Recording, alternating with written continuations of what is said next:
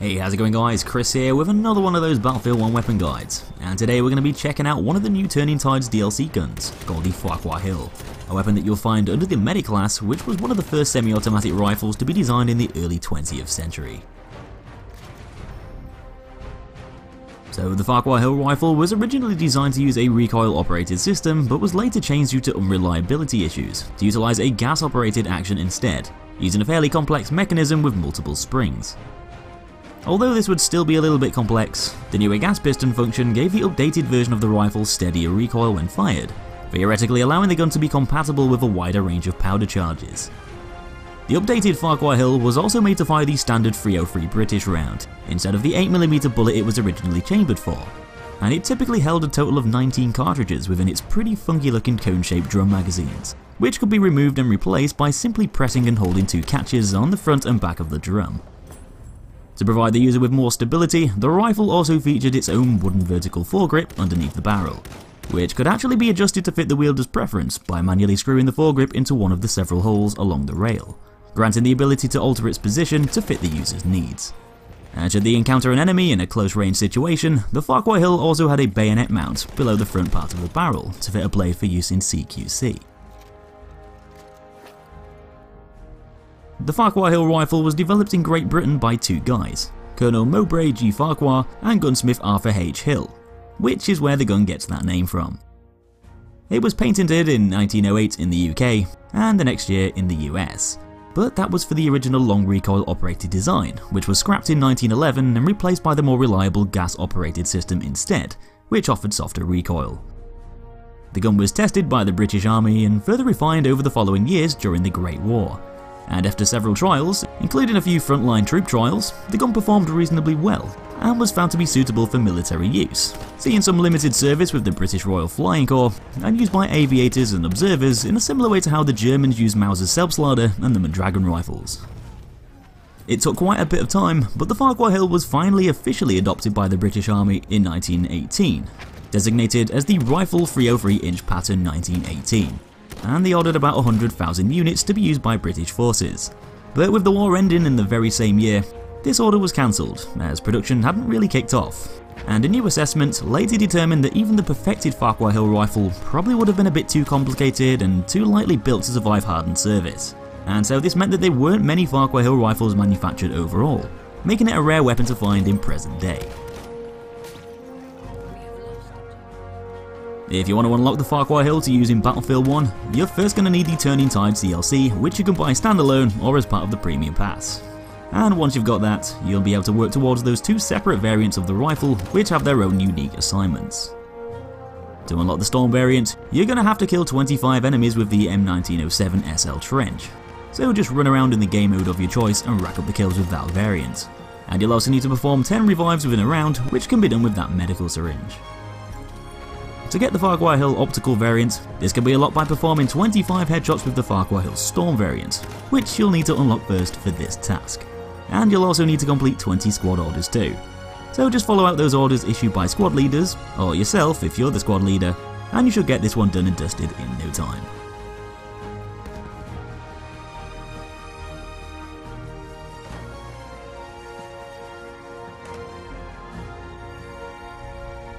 But anyway, time to run over those stats.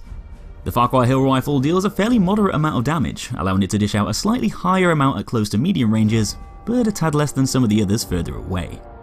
The gun's got exactly the same damage readings as the auto-loading 8.35, with its bullets dishing out a maximum damage of 42 up to the range of 34 meters, which then declines gradually over distance down to that minimum damage value of 30 beyond 52 meters. So just like quite a lot of the other medic rifles, the Farquhar Hill can bring down an opponent in 3 bullets up to those medium ranges. But unlike some of the other stronger ranged rifles which can pack a bigger punch over distance, like the Mondragon, Selbstlader and General Liu rifle, you'll need to land an extra shot to take out an enemy beyond 47 meters, giving it slightly less power over longer ranges. This isn't exactly miles away from the Serigotti, which also kills in 3 to 4 rounds too. Though with the Farquhar Hill dealing slightly more damage over a longer distance, this gives the rifle increased range, allowing the gun to kill in 3 shots for about 10 meters further. You can still kill an enemy further away in 1 less bullet by landing a headshot on them, which will increase that damage high enough to grant you a 3 bullet kill over those longer distances. Plus, shooting an opponent in the head at those closer ranges up to about 41 meters will also allow you to kill in just 2 shots, which is the same as the 3-hit kill rifles in the game too.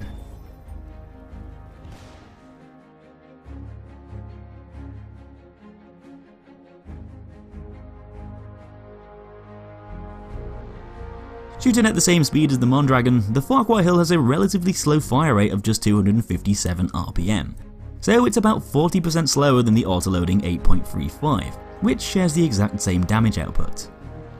Kill times are definitely impacted by this speed when compared to the other medic rifles, and the majority of the other guns will be able to kill faster at pretty much all ranges, with the gun's sluggish fire rate impacting its ability to wipe out close range targets quickly, and with its lack of power over longer ranges limiting its effectiveness at further distances too.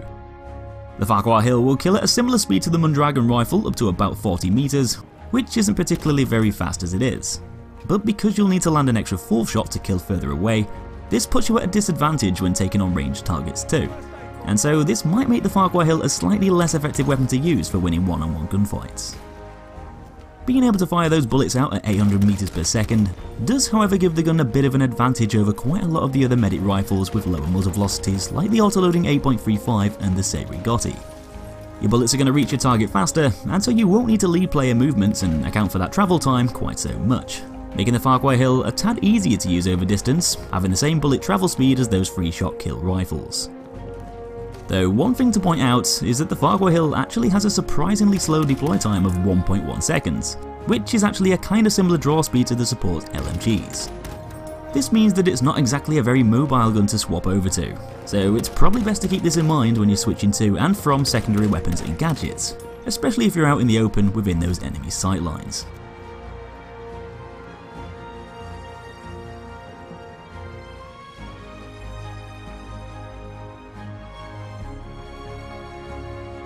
Now, there's 2 different variants of the Farquhar Hill Rifle, which both have pretty different statistics when it comes down to the weapon's recoil pattern and spread readings, as the Storm variant will have the lowest recoil values, whereas the Optical variant can deal with spread better whilst aiming down sights. Recoil-wise, the Storm variant actually has some of the lowest recoil figures out of all of the medic rifles, with a vertical kick of 0.54 and a horizontal kick of just 0.18. So it's going to be a more accurate and stable variant to use, beating the Mondragon's Storm variant for its recoil pattern too. It's not quite as accurate as the Self-Slider 1906 or the Autoloading 8, but it's definitely not too far off. The Farquhar Hill Optical, on the other hand, has 40% more recoil than the Storm variant, with a vertical recoil value of 0.9 and a horizontal value of 0.3. This is still going to provide you with a decent amount of accuracy though, with the gun having similar kind of kick readings as the generally used Storm.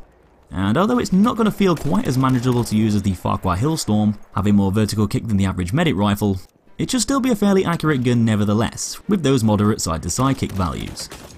But by sacrificing a steadier, more precise recoil pattern, you'll get some lower ADS spread figures in exchange, meaning that the gun won't lose its accuracy quite as much whilst those optics are being used. Bullets are more likely to land where they should be doing, and although the gun might jump around a bit more with those higher recoil values, this should allow for a more reliable shot whilst aiming down sights, as your round shouldn't stray off target quite as much, down to the Optical variant having lower spread and bullet deviation.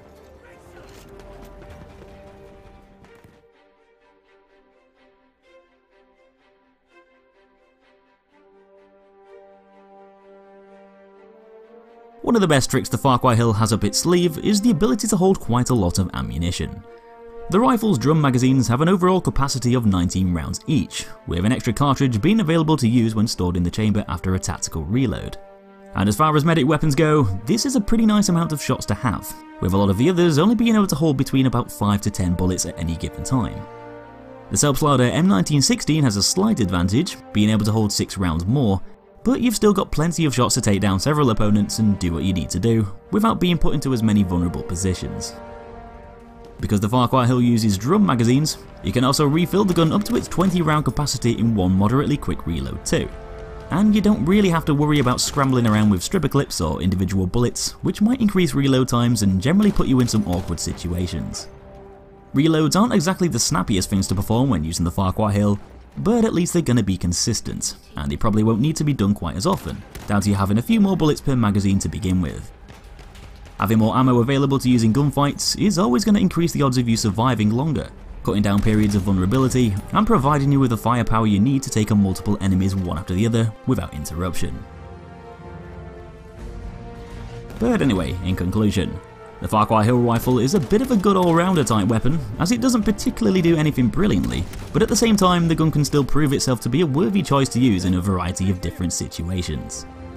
Having a fairly slow fire rate can sometimes limit its effectiveness against some of the other medic rifles within close to medium distances, and the fact that it can take up to 4 bullets to kill against ranged targets often makes it a slightly less useful weapon for dropping enemies further away too. Overall, giving the gun some fairly poor times to kill across the board, in comparison to a lot of the other rifles. But with the Farquhar Hill being a relatively accurate weapon, with both variants having a manageable amount of recoil or spread, depending on the variant, this should make it a bit easier to line up shots and put down other players more reliably, allowing you to deal a more consistent stream of damage at an albeit slightly slower pace. And the fact that the gun's got a pretty nippy bullet speed of 800 meters per second helps to complement this accuracy even more, making it a tad easier to hit other players running around beyond those closer proximities. You'll be able to take out more enemies in succession, with the gun being able to hold more ammunition than normal. And this also means that there's going to be a bit less pressure on you to make every shot count, as you've got quite a lot of bullets to fire away, and you'll have plenty more to keep you going through a gunfight and beyond, making the Farquhar Hill a pretty dependable rifle which doesn't punish you quite so much for missing shots. It's not exactly the most dangerous weapon to be up against, and there's quite a lot of other guns that outmatch the rifle within their own specific ranges and in certain situations. But if you need a reliable weapon that's got a decent balance between mid-range power, accuracy and ammo management, then the Farquhar Hill might be a good choice to pick. So that's all I got for you this time guys, hope you enjoyed the guide. If you did, give that like button a click on your way out, and make sure you subscribe if you want to see my other videos and stay updated with the new ones coming out in the future. Thanks for watching, and I'll see you in our next episode.